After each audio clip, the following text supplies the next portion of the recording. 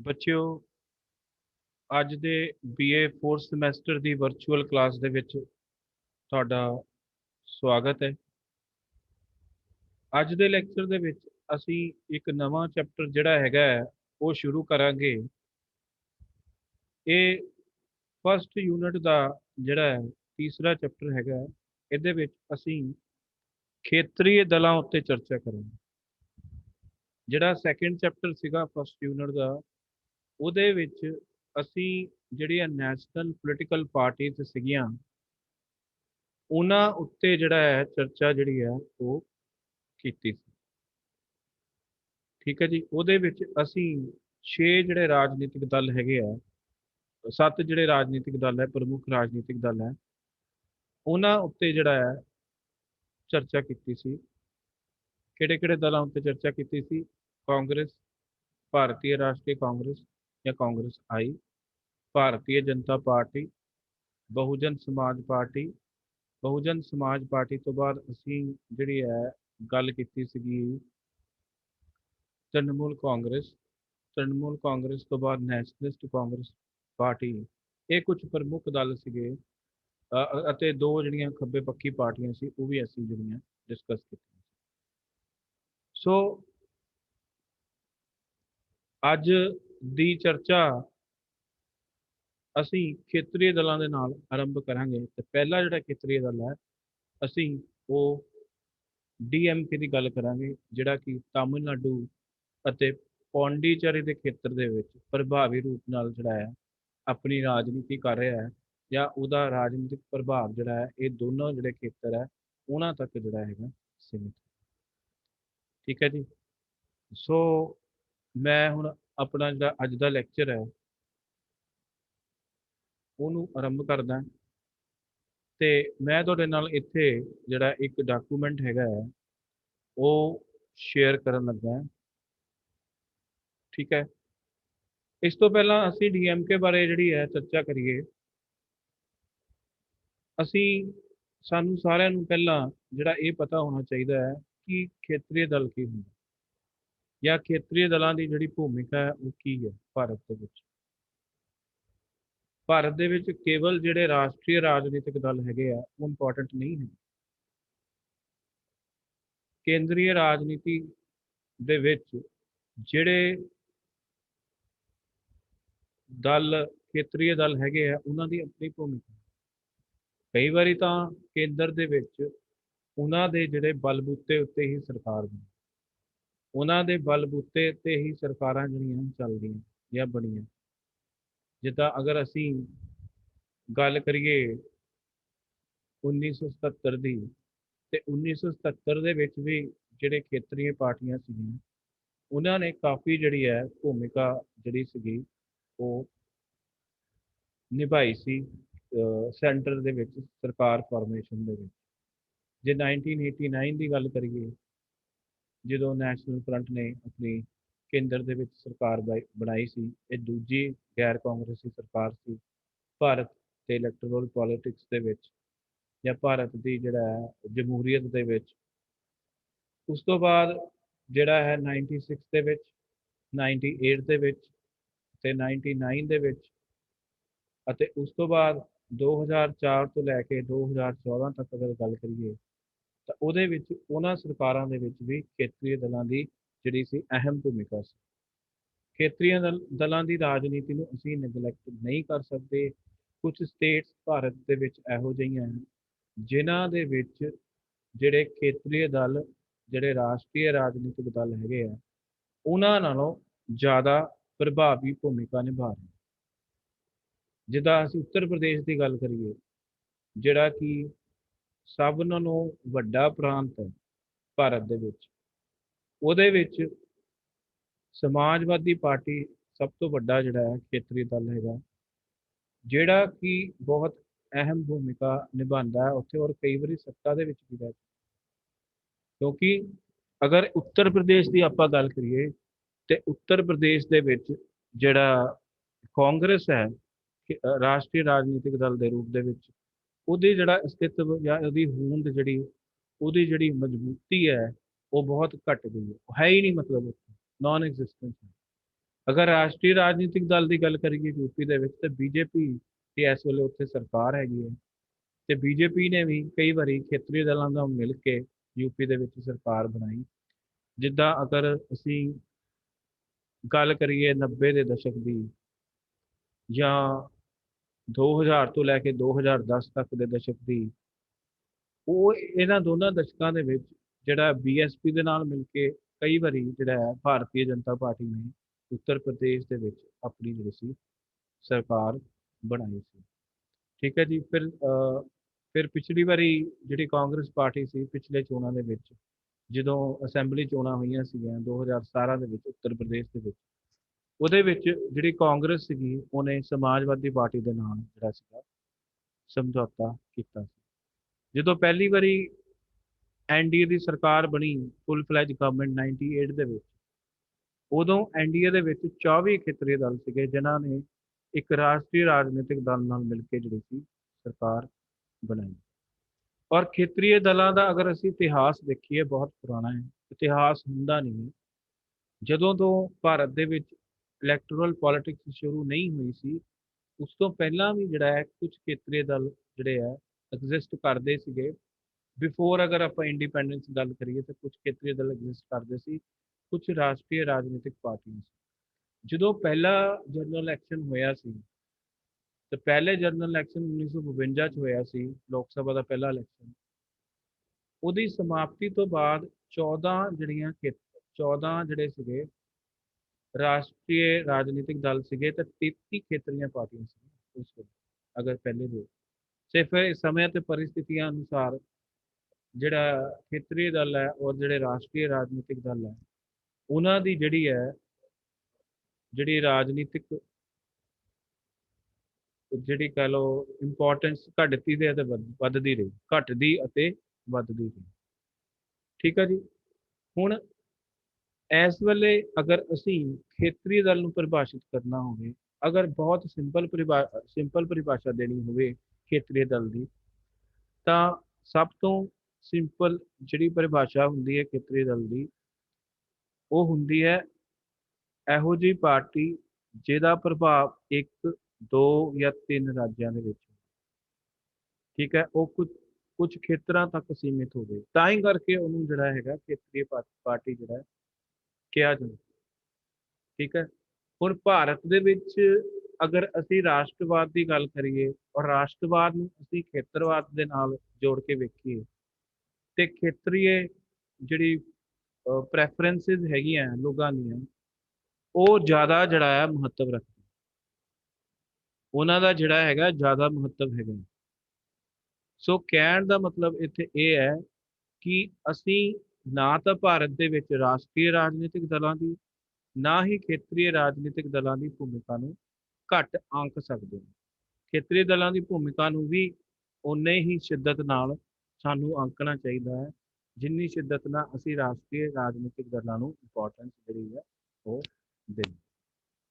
ਸੋ ਅਗਰ election commission ਅਨੁਸਾਰ ਅਸੀਂ ਅਗਰ ਖੇਤਰੀ ਦਲ ਦੀ ਪਰਿਭਾਸ਼ਾ ਜਿਹੜੀ ਹੈ ਉਹ ਵੇਖਣੀ ਹੋਵੇ, ਤਾਂ ਜਿਹੜੇ ਖੇਤਰੀ ਦਲ ਹੁੰਦੇ ਹੈ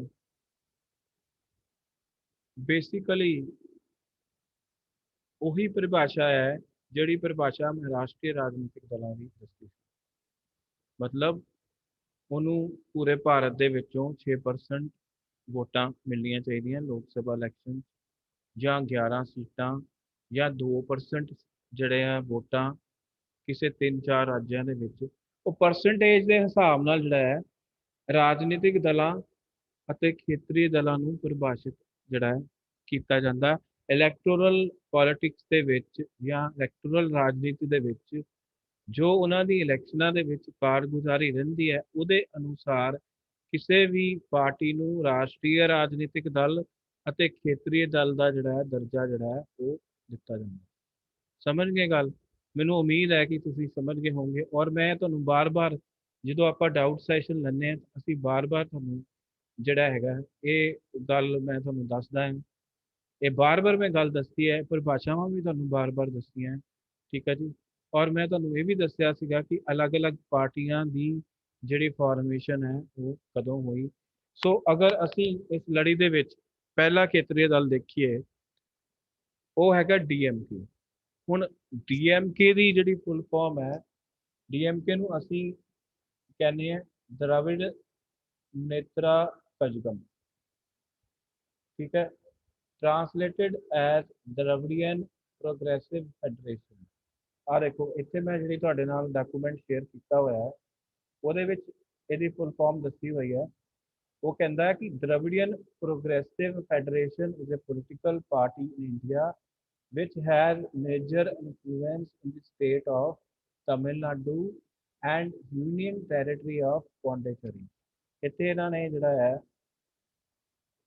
ਕੋਈ ਚੀਜ਼ ਜਿਹੜੀ ਹੈ ਕੋਡ ਕੀਤੀ ਹੋਈ ਹੈ, ਇਹ ਨਹੀਂ ਦਿਖਣਾ, ਚਲੋ ਠੀਕ ਹੈ। ਹੁਣ ਦੇਖੋ ਮੈਂ ਤੁਹਾਨੂੰ ਦੱਸਿਆ ਸੀਗਾ ਕਿ ਇਸ ਪਾਰਟੀ ਦਾ ਜਨਮ ਜਿਹੜਾ ਹੈਗਾ ਹੈ, ਇਹਨੂੰ ਪਹਿਲੇ ਜਸਟਿਸ ਪਾਰਟੀ ਦੇ ਨਾਮ ਨਾਲ ਜਾਣਿਆ ਜਾਂਦਾ। ਅਗਰ ਅਸੀਂ 1917 ਤੋਂ ਲੈ ਕੇ 1944 ਦੇ ਕਾਲਖੰਡ ਦੀ ਗੱਲ ਕਰੀਏ, ਤਾਂ ਇਸ ਕਾਲਖੰਡ ਦੇ ਵਿੱਚ ਡੀਐਮਕੇ ਨਾਂ ਦੀ ਕੋਈ ਪਾਰਟੀ ਨਹੀਂ ਸੀ। ਉਸ ਸਮੇਂ ਡੀਐਮਕੇ ਨੂੰ ਅਸੀਂ ਜਸਟਿਸ ਪਾਰਟੀ ਦੇ ਨਾਮ ਨਾਲ ਜਾਣਦੇ ਸੀ, ਨਿਆਏ ਪਾਰਟੀ ਜਾਂ ਨਿਆਇਕ ਪਾਰਟੀ ਦੇ ਨਾਮ ਨਾਲ ਜਾਣਦੇ ਸੀ, ਠੀਕ ਹੈ ਜੀ।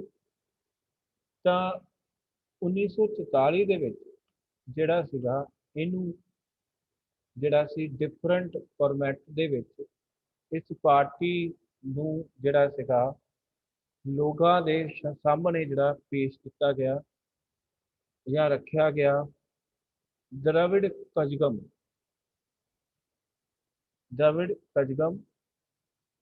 1944 ਤੋਂ 1949 ਤੱਕ ਇਹਦਾ ਨਾਂ ਕੀ ਸੀਗਾ, द्रविड़ कजगम, ठीक है। 1944 ਤੋਂ ਲੈ ਕੇ 1949 ਤੱਕ ਇਹਦਾ ਕੀ ਨਾਂ ਸੀ, द्रविड़ कजगम, ठीक है। ਇਹਨੂੰ ਅਸੀਂ ਜਿਹੜਾ ਹੈਗਾ द्रविड़ कजगम ਦੇ ਨਾਂ ਨਾਲ ਜਿਹੜਾ ਸੀਗਾ ਜਾਣਦੇ ਸੀ, ठीक है जी। ਉਸ ਤੋਂ ਬਾਅਦ ਅਗਰ ਅਸੀਂ ਅੱਗੇ ਗੱਲ ਕਰੀਏ 1949 ਤੋਂ ਬਾਅਦ, ਮਤਲਬ 17 ਤੋਂ ਲੈ ਕੇ 44 ਤੱਕ ਇਹਨੂੰ ਜਸਟਿਸ ਪਾਰਟੀ ਕਿਹਾ ਜਾਂਦਾ ਸੀ। ਮਤਲਬ ਜਸਟਿਸ ਪਾਰਟੀ ਨੂੰ ਪ੍ਰੋਸੀਡਡ ਬਾय मतलब ਕਿਹਨੇ ਲਿਆ, ਠੀਕ ਹੈ। ਔਰ द्रविड़ कजगम क्या है, द्रविड़ कजगम ਨੂੰ ਸਕਸੀਡਡ ਬਾय ਕੁਝ ਮੈਂਬਰਸ ਨੇ ਜਿਹੜਾ ਹੈਗਾ ਉਹ ਜਿਹੜਾ ਸੀਗਾ ਇਸ द्रविड़ कजगम ਵੀ ਜਿਹੜੀ ਹੈ ਬਾਅਦ ਦੇ ਵਿੱਚ ਇਹਦਾ ਨਾਮ ਵੀ ਜਿਹੜਾ ਚੇਂਜ ਹੋ ਗਿਆ। ਇਹਨੂੰ ਅਗਰ ਬਹੁਤ ਸਿੰਪਲ ਭਾਸ਼ਾ ਵਿੱਚ ਕਹਿਣਾ ਹੋਵੇ ਤਾਂ ਇਹਦਾ ਨਾਮ ਵੀ ਜਿਹੜਾ ਸੀਗਾ ਬਾਅਦ ਦੇ ਵਿੱਚ ਜਿਹੜਾ ਚੇਂਜ ਹੋ ਗਿਆ। ਸੋ ਤੇ 49 ਦੇ ਵਿੱਚ ਅਗਰ 1949 ਦੀ ਗੱਲ ਕਰੀਏ ਤੇ 1949 ਦੇ ਵਿੱਚ ਇਹਦਾ ਨਾਮ ਹੋ ਗਿਆ ਆਲ ਇੰਡੀਆ अन्ना द्रविड़ नेत्रा कजगम, नहीं द्रविड़ कजगम। फिर ਇਹਦੇ ਵਿੱਚ ਅਗਰ ਅਸੀਂ ਗੱਲ ਕਰੀਏ ਸਮੇਂ ਅਤੇ परिस्थितियां ਅਨੁਸਾਰ ਇਹਦੇ ਵਿੱਚ ਜਿਹੜਾ ਆਈਡੀਓਲੋਜੀਕਲ ਡਿਫਰੈਂਸਿਸ ਜਿੱਦਾਂ ਪੈਦਾ ਹੋਏ। 1972 ਦੇ ਵਿੱਚ ਇਹਦੇ ਵਿੱਚੋਂ ਇੱਕ ਹੋਰ ਪਾਰਟੀ ਨਿਕਲੀ, ਡੀਐਮਕੇ ਤੋਂ ਇੱਕ ਹੋਰ ਪਾਰਟੀ ਨਿਕਲੀ ਜਿਹਨੂੰ ਅਸੀਂ अन्ना ਡੀਐਮਕੇ ਦੇ ਨਾਮ ਨਾਲ ਜਾਣਦੇ ਹਾਂ, ਆਲ ਇੰਡੀਆ अन्ना द्रविड़ नेत्रा कजगम। 1972 ਦੇ ਵਿੱਚ ਜਿਹੜੀ ਸੀ ਇਹ ਪਾਰਟੀ ਬਣੀ ਸੀ। ਔਰ ਅਗਰ ਅਸੀਂ तमिलनाडु ਦੇ ਸੱਤਾ ਦੇ ਇਤਿਹਾਸ ਦੀ ਗੱਲ ਕਰੀਏ ਤਾਂ ਮੋਸਟ ਆਫ ਦਾ ਟਾਈਮ ਕੁਝ ਪਹਿਲੇ ਸਾਲਾਂ ਤੱਕ ਕਾਂਗਰਸ ਨੇ ਤਮਿਲਨਾਡੂ ਦੇ ਵਿੱਚ ਰਾਜ ਕੀਤਾ, ਠੀਕ ਹੈ। ਉਸ ਤੋਂ ਬਾਅਦ ਜਿਹੜਾ ਸੀਗਾ ਜਿਹੜੀ ਸੱਤਾ ਪਰਿਵਰਤਨ ਹੁੰਦਾ ਸੀ ਇਹਨਾਂ ਦੋਨਾਂ ਪਾਰਟੀਆਂ ਦੇ ਵਿਚਕਾਰ ਹੁੰਦਾ। ਜੇ ਕੁਝ ਪਿਛਲੇ ਸਾਲਾਂ ਦਾ ਇਤਿਹਾਸ ਦੇਖੀਏ ਤਮਿਲਨਾਡੂ ਦੇ ਇਲੈਕਟੋਰਲ ਪੋਲਿਟਿਕਸ ਦਾ, ਤੇ ਉਹਦੇ ਵਿੱਚ ਜਿਹੜਾ ਚੇਂਜ ਹੁੰਦੀ ਹੈ, ਜਦੋਂ ਗੱਲ ਆਪਾਂ ਚੇਂਜ ਦੀ ਕਰਦੇ ਹਾਂ ਤਾਂ ਉਹ ਜਿਹੜਾ ਚੇਂਜ ਹੈਗਾ ਹੈ ਉਹ ਕਿੱਦਾਂ ਆਉਂਦਾ ਹੈ, ਉਹ ਚੇਂਜ ਆਉਂਦਾ ਹੈ ਵਿਦ ਦਾ ਟਾਈਮ, ਠੀਕ ਹੈ ਜੀ। ਉਹ ਚੇਂਜ ਆਉਂਦਾ ਹੈ ਵਿਦ ਦਾ ਸਿਚੁਏਸ਼ਨ, ਉਹ ਚੇਂਜ ਆਉਂਦਾ ਵਿਦ ਦੀ ਪੋਲਿਸੀ। ਸੋ ਤਿੰਨ ਤਰ੍ਹਾਂ ਨਾਲ ਜਿਹੜਾ ਹੈ ਚੇਂਜ ਆਉਂਦਾ। ਜਦੋਂ ਇੱਕ ਵੱਡੀ ਪਾਰਟੀ ਦੇ ਵਿੱਚੋਂ ਇੱਕ ਛੋਟੀ ਪਾਰਟੀ ਜਿਹੜੀ ਹੈ ਨਿਕਲਦੀ ਹੈ, ਕੁਝ ਇੱਕ ਤਾਂ ਵਿਅਕਤੀਗਤ ਕਲੈਸ਼ ਹੁੰਦੇ ਹੈ ਜਾਂ ਉਸ ਪਾਰਟੀ ਦੇ ਵਿੱਚ ਜਿਹੜੇ ਲੀਡਰ ਹੁੰਦੇ ਹੈ ਉਹਨਾਂ ਦੇ ਜਿਹੜੇ ਵਿਚਾਰ ਹੈ ਉਹ ਆਪਸ ਦੇ ਵਿੱਚ ਨਹੀਂ ਮਿਲਦੇ, ਠੀਕ ਹੈ ਜੀ। ਸੋ ਅਗਰ ਪਿਛਲੇ ਕੁਝ ਸਾਲਾਂ ਦਾ ਇਤਿਹਾਸ ਦੇਖੀਏ ਤੇ ਪਿਛਲੇ 10 ਸਾਲ ਜਿਹੜਾ ਸੀਗਾ ਆਲ ਇੰਡੀਆ ਅੰਨਾ ਦਲ ਮਤਲਬ ਕਜਗਮ ਦਾ ਜਿਹੜਾ ਵੀ ਸ਼ਾਸਨ ਸੀਗਾ। ਉਸ ਤੋਂ ਪਹਿਲਾਂ ਜਿਹੜਾ ਡੀਐਮਕੇ ਦਾ ਸ਼ਾਸਨ ਸੀਗਾ, ਉਸ ਤੋਂ ਪਹਿਲਾਂ ਅੰਨਾ ਡੀਐਮਕੇ ਦਾ ਸੀ। ਜੈ ਲਲਿਤਾ ਬੜੀ ਸਟਰੋਂਗ ਲੀਡਰ ਸੀ ਤਮਿਲਨਾਡੂ ਦੀ, ਜਿਹੜੀ ਕਿ ਇਸ ਪਾਰਟੀ ਨੂੰ ਲੀਡ ਕਰ ਰਹੀ ਸੀ। ਪਰ ਉਹਨਾਂ ਦੀ ਡੈਥ ਤੋਂ ਬਾਅਦ ਜਿਹੜਾ ਹੈ ਪਾਰਟੀ ਜਿਹੜੀ ਹੈਗੀ ਹੈ ਉਹ ਥੋੜੀ ਜਿਹੀ ਜਿਹੜਾ ਹੈ ਆਪਾਂ ਕਹਾਂਗੇ ਵੀਕ ਹੋਈ ਹੈ। ਪਰ ਫਿਰ ਵੀ ਉਹਨਾਂ ਦੀ ਮ੍ਰਿਤੂ ਹੋਈ ਸੀਗੀ, ਇਨ ਟਰਮ ਹੋਈ ਸੀ, ਤੇ ਜਦੋਂ ਦੁਬਾਰਾ ਇਲੈਕਸ਼ਨ ਹੋਏ ਉੱਥੇ ਤਾਂ ਸਹਾਨੂਭੂਤੀ ਲਹਿਰ ਕਰਕੇ ਜਿਹੜੀ ਪਾਰਟੀ ਦੁਬਾਰਾ ਜਿਹੜੀ ਸੀ ਉਹ ਸੱਤਾ ਦੇ ਵਿੱਚ ਆ ਗਈ ਸੀ। ਠੀਕ ਹੈ ਜੀ।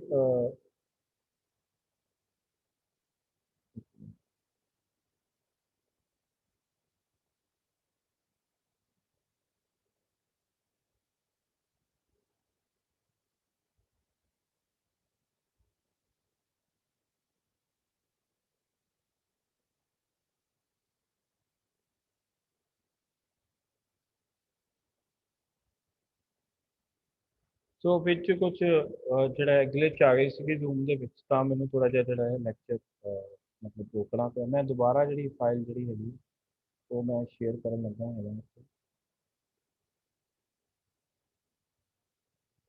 ਠੀਕ ਹੈ ਜੀ, ਦੁਬਾਰਾ ਆ ਗਿਆ। ਇਸ ਵੇਲੇ ਅਗਰ ਗੱਲ ਕਰੀਏ ਤਾਂ ਇਹ ਪਾਰਟੀ ਜਿਹੜੀ ਹੈ ਤਮਿਲਨਾਡੂ ਦੇ ਵਿੱਚ ਜਿਹੜਾ ਹੈ ਰਾਜ ਕਰ ਰਹੀ ਹੈ, ਤੇ ਐਮਕੇ ਜਿਹੜੇ ਸਟਾਲਿਨ ਹੈ ਉਹ ਇੱਥੇ ਦੇ ਜਿਹੜੇ ਮੁੱਖ ਮੰਤਰੀ, ਨਵੇਂ ਮੁੱਖ ਮੰਤਰੀ ਹੈ।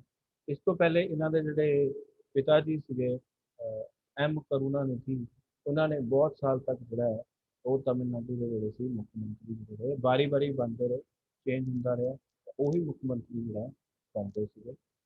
ਸੋ ਜਨਰਲ ਸੈਕਟਰੀ ਜਿਹੜਾ ਹੈਗਾ ਇਸ ਪਾਰਟੀ ਦਾ ਦੁਰਾਈ ਮੁਰਗਨ, ਔਰ ਪਾਰਲੀਮੈਂਟ ਦੇ ਵਿੱਚ ਲੋਕ ਸਭਾ ਦੇ ਵਿੱਚ ਜਿਹੜਾ ਇਹਨਾਂ ਦਾ ਲੀਡਰ ਹੈਗਾ ਉਹ ਹੈਗੇ TR ਬਾਲੂ।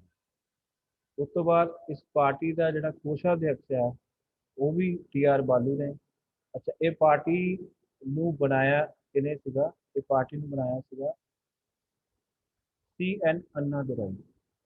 ਅੰਨਾ ਦੁਰਾਈ ਅਗਰ ਅਸੀਂ 1940 ਦੀ ਅਸੀਂ ਅਗਰ ਰਾਜਨੀਤੀ ਦੀ ਗੱਲ ਕਰੀਏ, ਤਮਿਲਨਾਡੂ ਦੇ ਰਾਜਨੀਤੀ ਦੀ ਗੱਲ ਕਰੀਏ, ਤਾਂ ਇੱਕ ਬਹੁਤ ਵੱਡਾ ਜਿਹੜਾ ਨਾਂ ਸੀ ਉਸ ਵੇਲੇ।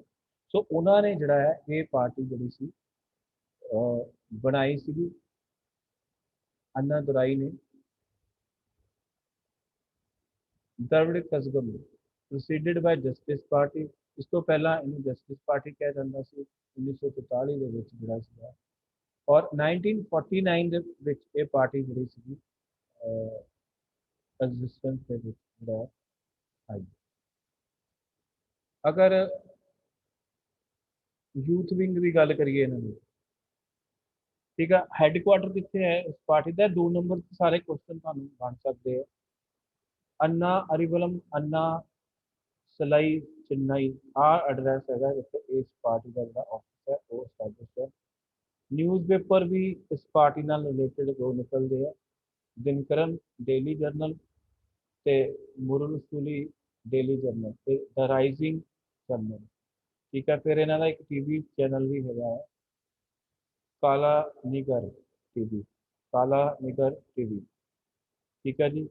ਫਿਰ ਇਹਨਾਂ ਦੇ ਸਟੂਡੈਂਟ ਵਿੰਗ ਜਿਹੜਾ ਹੈਗਾ ਹੈ, ਸਟੂਡੈਂਟ ਵਿੰਗ ਦਾ ਜਿਹੜਾ ਲੀਡਰ ਹੈਗਾ ਉਹ ਕੌਣ ਹੈ? ਸਟੂਡੈਂਟ ਵਿੰਗ ਦਾ ਲੀਡਰ ਹੈ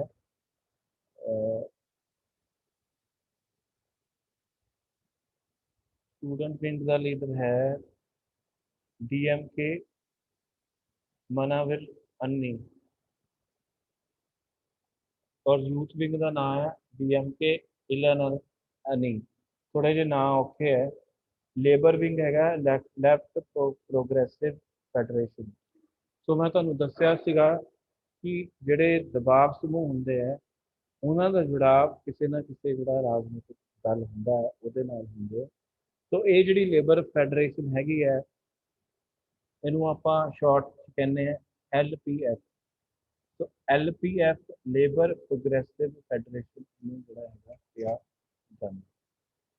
ਆਈਡੀਓਲੋਜੀ ਦੀ ਅਗਰ ਗੱਲ ਕਰੀਏ, ਪਾਰਟੀ ਦੀ ਵਿਚਾਰਧਾਰਾ ਦੀ ਅਗਰ ਅਸੀਂ ਗੱਲ ਕਰੀਏ ਤਾਂ ਇਸ ਵਿੱਚ ਇਹ ਪਾਰਟੀ ਜਿਹੜਾ ਹੈ ਸੋਸ਼ਲ ਡੈਮੋਕ੍ਰੇਸੀ ਦੇ ਵਿੱਚ ਵਿਸ਼ਵਾਸ ਕਰਦੀ ਹੈ, ਸਮਾਜਿਕ ਲੋਕਤੰਤਰ 'ਚ ਵਿਸ਼ਵਾਸ ਕਰਦੀ ਹੈ। ਅਗਰ ਹੋਰ ਗੱਲ ਕਰੀਏ ਆਪਾਂ, ਇਹ ਜਿਹੜੀ ਪਾਰਟੀ ਹੈਗੀ ਹੈ वो समाजवादी लोकतंत्र और लोकतंत्रीय ਜਿਹੜੀਆਂ ਵਿਵਸਥਾਵਾਂ ਹੈ ਉਹਦੇ ਵਿੱਚ ਵਿਸ਼ਵਾਸ ਰੱਖਦੀ ਹੈ, ਧਰਮ ਨਿਰਪੇਖਤਾ ਵਿੱਚ ਵਿਸ਼ਵਾਸ ਰੱਖਦੀ ਹੈ। ਠੀਕ ਹੈ। ਹੋਰ ਜਿਹੜੇ ਸਿਧਾਂਤ ਸਾਡੇ ਸੰਵਿਧਾਨ ਨਿਰਮਾਤਾਵਾਂ ਨੇ ਦਿੱਤੇ ਹੈ ਉਹਨਾਂ ਵਿੱਚ ਵੀ ਇਹ ਪਾਰਟੀ ਜਿਹੜੀ ਹੈ ਵਿਸ਼ਵਾਸ ਜਿਹੜਾ ਹੈ ਰੱਖਦੀ ਹੈ। ਠੀਕ ਹੈ ਜੀ। ਅੱਜ ਦਾ ਮੈਂ ਜਿਹੜਾ ਲੈਕਚਰ ਹੈ ਉੱਥੇ ਹੀ ਖਤਮ ਕਰਦਾ। ਕੱਲ ਨੂੰ ਜਿਹੜਾ ਹੈ ਮੈਂ ਇਸ ਦੇ ਨਾਲ ਰਿਲੇਟਡ ਸੈਕੰਡ ਵੀਡੀਓ ਪਾਉਂਗਾ। ਇਹ ਆਪਾਂ ਜਿਹੜਾ ਟੌਪਿਕ ਹੈਗਾ ਟੋਟਲ 2 ਲੈਕਚਰ ਦੇ ਵਿੱਚ ਜਿਹੜਾ ਇਹਨੂੰ ਕੰਪਲੀਟ ਜਿਹੜਾ ਕਰਾਂਗੇ। Thank you for joining BA 4 semester virtual class. Thank you very much. ਮੈਨੂੰ ਹੋਪ ਹੈ ਕਿ ਤੁਸੀਂ ਇਹਨੂੰ ਟਾਈਮ ਸਿਰ ਸੁਣ ਕੇ ਤੇ ਆਪਣੇ ਵਿਊਜ਼ ਅਤੇ ਕਮੈਂਟਸ ਜਿਹੜੇ ਹੈ YouTube ਉੱਤੇ ਜ਼ਰੂਰ ਪਾਇਆ ਕਰੋ। ਸਾਰੇ ਵਿਦਿਆਰਥੀਆਂ ਨੂੰ ਮੈਂ ਬੇਨਤੀ ਕਰਦਾ ਹਾਂ ਕਿ ਜ਼ਰੂਰ ਪਾਇਆ ਕਰੋ। ਜਿਨ੍ਹਾਂ ਕੋਲ ਫੋਨ ਨਹੀਂ ਹੈਗੇ ਉਹ ਵੀ ਵਿਊਜ਼ ਜਿਹੜੇ ਹੈ ਪਾਇਆ ਕਰੋ।